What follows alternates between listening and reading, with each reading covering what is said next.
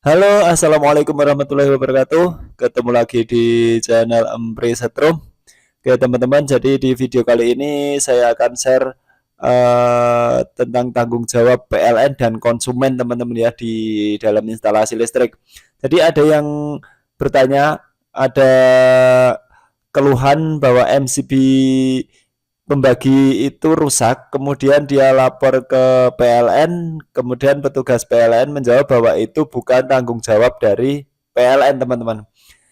Kemudian dari PLN malah menyarankan untuk mencari tukang listrik untuk memperbaikinya. Nah, di sini saya akan share tentang seberapa besar atau berapa batasan-batasannya tanggung jawab PLN itu sampai kemana, kemudian tanggung jawab konsumen itu di mana dalam hal instalasi listrik, teman-teman. Jadi teman-teman di sini saya sudah gambarkan seperti ini. Jadi ini dari jaringan distribusi dari tiang listrik, ini kabel SR ini masuk ke MCB ke meteran, teman-teman.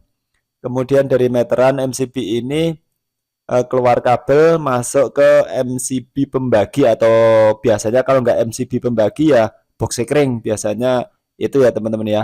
Biasanya ini letaknya di dalam rumah, kalau meteran ini di luar rumah. Nah, kemudian dari MCB pembagi atau box sekring ini baru dibagi ke instalasi rumah ya, ada stop kontak, ada saklar, lampu, dan lain-lain, teman-teman.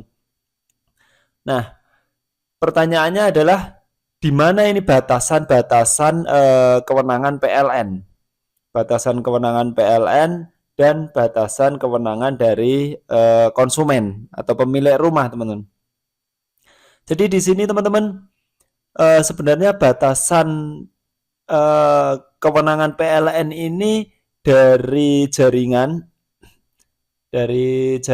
ini, dari tiang listrik ini sampai ke meteran, kabel SR meteran sampai ke kabel ini keluar dari meteran.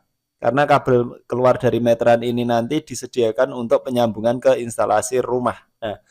Nah, ini yang di dalam kotak merah ini, teman-teman, ini merupakan tanggung jawab dari PLN. Nah, ini tanggung jawab dari PLN.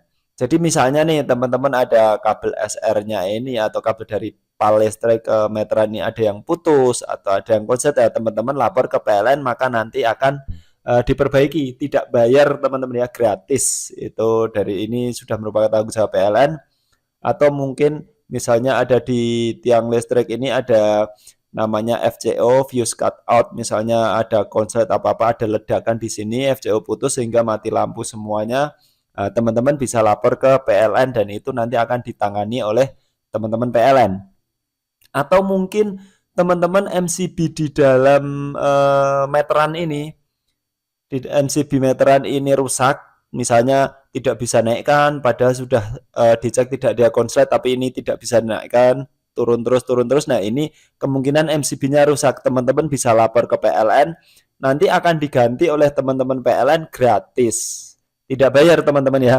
Atau mungkin di meterannya ini ada kebakar atau ada kerusakan di meterannya ini teman-teman juga bisa lapor ke PLN, maka nanti akan diganti sama teman-teman PLN.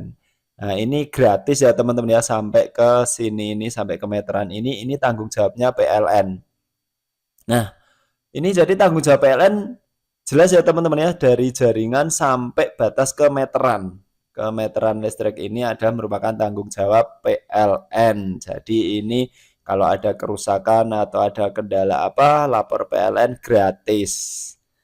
Kemudian di mana tanggung jawab konsumen atau pemilik rumah, teman-teman? Nah, ini di sini, teman-teman ya, yang saya lingkari hitam ini, teman-teman. Yang saya lingkari hitam ini merupakan tanggung jawab dari konsumen atau pemilik rumah. Jadi misalnya di MCB pembagi seperti kasus yang saya jelaskan tadi, MCB pembaginya rusak atau MCB dalam rumah, istilahnya MCB dalam ada yang menyebutnya seperti itu, atau box sekring, ada yang menggunakan box sekring juga. Misalnya di situ ada kerusakan, teman-teman jangan lapor PLN karena ini sudah di luar tanggung jawab PLN, teman-teman. Jadi kalau ada kerusakan di sini, kalau teman-teman tidak bisa mengatasi, teman-teman bisa mencari teknisi listrik untuk memperbaikinya. Dan ini nanti juga dikenakan biaya oleh teknisi listriknya itu sendiri. Ya, masalah biayanya berapa silahkan dinegosiasikan ya teman-teman ya.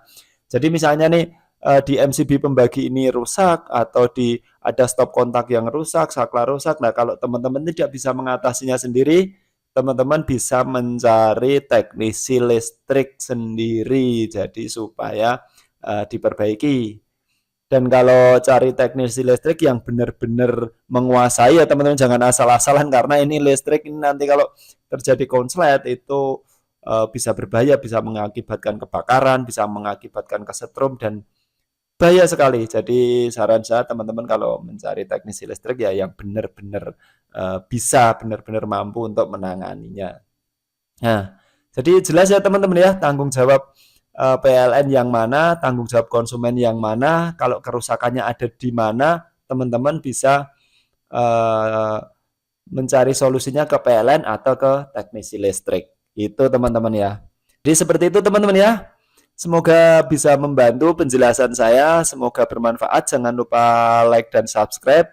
Terima kasih. Sekian dari saya. Wassalamualaikum warahmatullahi wabarakatuh.